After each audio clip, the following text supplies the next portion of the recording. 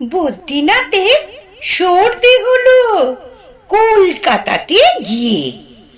আচ্ছা করে জোলাপ নিল নসিনাকে দিয়ে।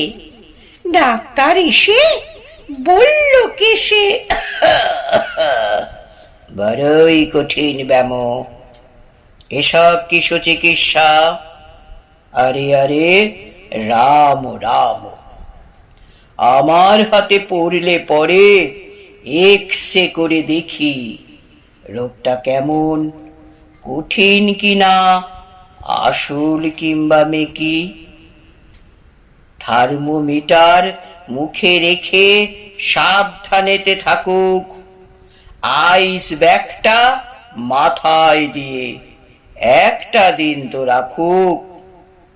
ইঞ্জেকশন নিতে হবে, অক্সিজেনটা পরে, তারপরেতে দেখবো এই রোগ থাকে কেমন করে। পল্লীগ্রামের বদ্রীনাথ অবাক হলো ভারী।